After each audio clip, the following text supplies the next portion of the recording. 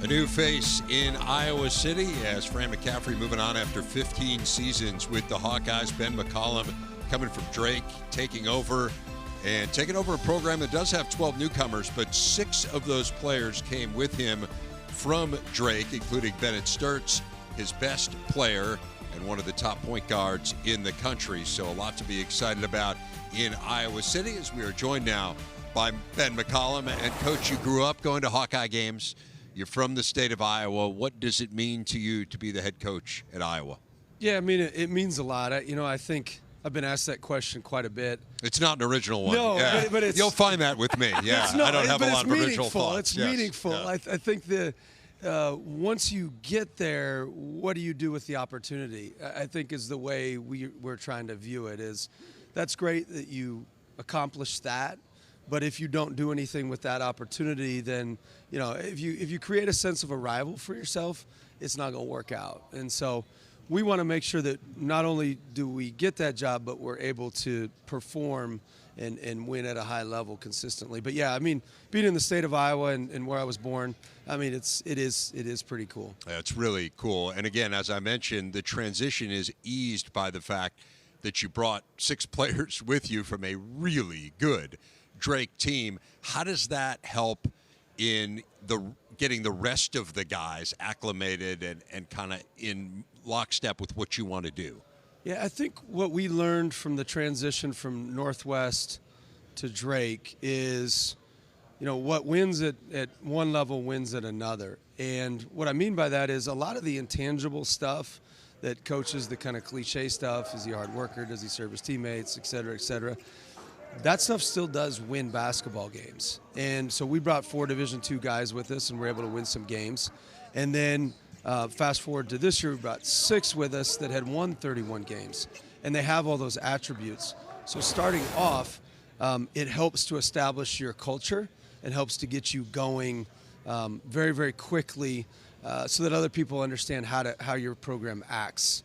And, those guys, obviously Bennett's a good player, and then the other 5 all played minutes except for one was a red shirt. But they all understand what we expect, helps teach those new guys, and hopefully we can hit the ground running. What about style of play? I've had a chance to watch you. I told you I got to see a couple of your games last year in person at Drake. Unbelievable defense. Also, what you did at Northwest Missouri, it was just amazing. The consistency. So what do fans want to expect from your teams and moving forward? Yeah. And here's the cool part about being from Division II is you don't necessarily always pick your players. And so one year you might have a really good point guard. One year you might have a big that can't shoot and a guard that can't shoot. So you have to adapt to your personnel constantly. So eventually at Northwest, we had 5 guys that could shoot. So a couple of our teams would shoot 40+% as a team from 3. Fast forward to this year, but we always defended. Fast forward to this year, we didn't have a lot of shooting. So we had, sometimes we'd play 3 guys that were non-shooters, essentially. So it made it difficult offensively where you had to work the clock a lot longer. Not intentional. We just couldn't get a shot. It's just like, well, he was open. Yeah, there's a reason he's open. It's called scouting. And so then we'd work further into the clock. But defensively, we were always going to be super physical and be able to guard. But it just depends on our personnel year to year. Eventually, what I'd like to get to is, 3-4 guys that are long and can shoot, and then a couple point guards that can play make. And that's what we had at Northwest for my last 7 or 8 years there. Defense, it's phenomenal. Your defense was so good last year. And where'd that come from? Where did you get kind of your philosophy with that? I hope you say watching my teams, but I was actually just going to say that, and then you ruined it for me. And I have watched your teams, and they were fantastic defensively. My old head coach, Steve Tapmeyer, at Northwest Missouri State was one of the better Division II coaches in the country. And so I learned a lot of the culture and effort and toughness stuff from him. And then I was able to work for a guy named David Moe. Dad was Doug Moe. And so from like a basketball perspective, I kind of had the best of both worlds: culture, defense, toughness, and then just straight basketball IQ. Doug, obviously, and David, they just knew the game so well. So then, you just study a variety of coaches throughout the years and put your own spin on it. And naturally, when your mind works towards defense, your teams defend. And so that's essentially what happened. Coach, tell Big Ten fans what to expect from Bennett Stirtz. He's gotten a lot of hype. I don't know how many fans watched you guys at Drake. They were the ones who missed out if they didn't watch it last year. But what are Big Ten fans going to see in Bennett? Hopefully a really good player. That's the hope. But no, he's the cool part about Bennett, he was second team all-conference at Division II. So a year before, he wasn't even first team all-league. And then fast forward to Drake, then he's the MVP of the Missouri Valley. And I think what you're going to see is a guy that's extremely competitive. He's not going to show it from an emotional perspective because he's just steady at all times, which is good because his coach sometimes is a little more emotional. So I've always had point guards that are fairly just sit right here, even keel. Doesn't mean they're not competitive. They're as competitive as anybody in the room.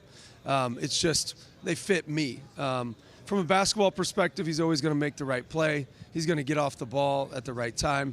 He'll defend, does everything very, very well. And, he plays this year. I think I did take him out maybe 30 seconds a game. I think he played 39 minutes and 30 seconds a game. So maybe this year, since it's the Big Ten, we'll go 39 and 15. We'll see. That 39-15. So you actually yell at players in this day and age? You haven't gone to your sensitivity training. You got to stay calm, Coach. I haven't. I recruit players that I can, because I cannot. It's fascinating though. I do think kids still want to be coached and held accountable. Yes. I think it takes a little more time to get there with some of them, or you have to recruit the right ones.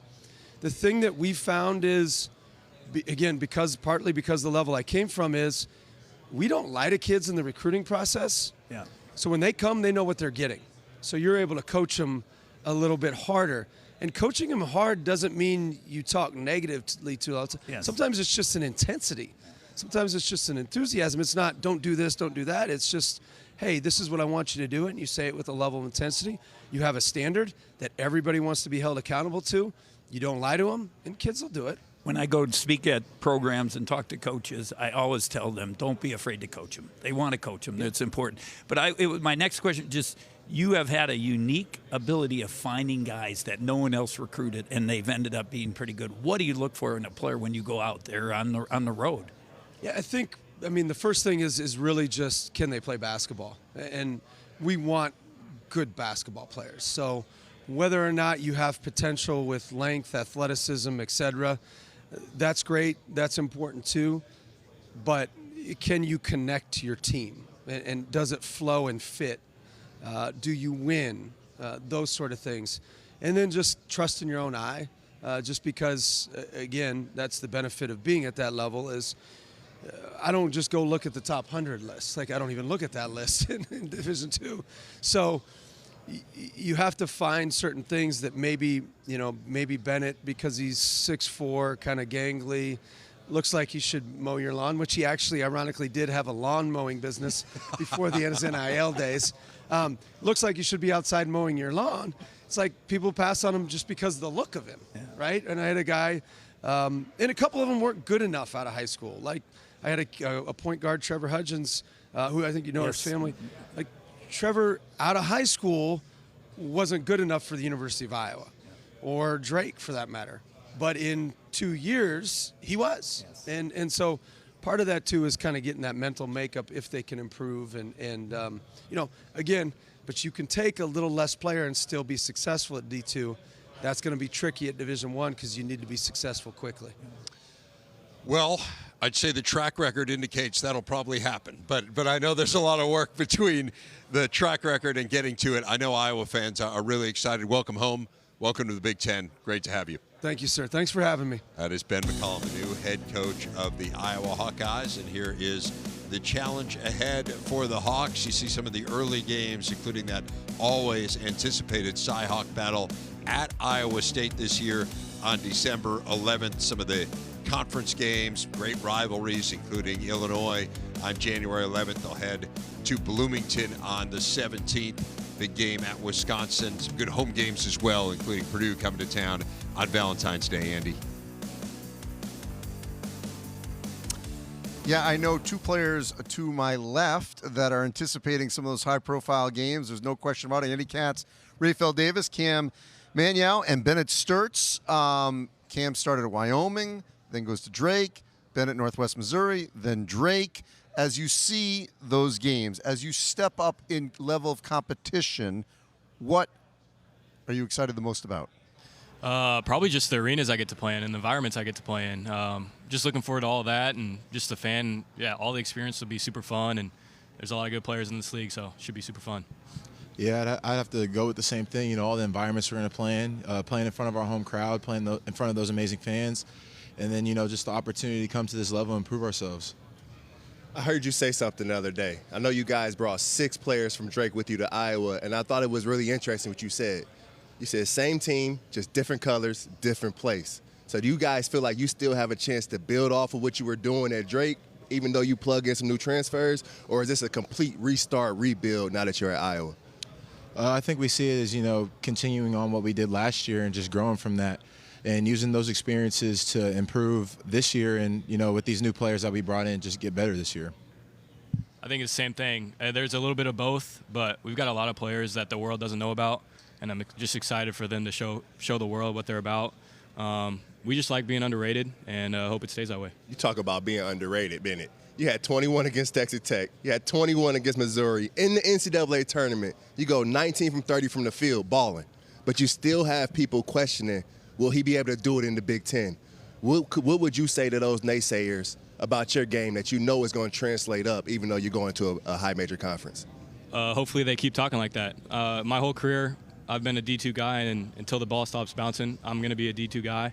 And it's just that chip on my shoulder that I play with, and it gives me a little extra edge. And that's the way I like it.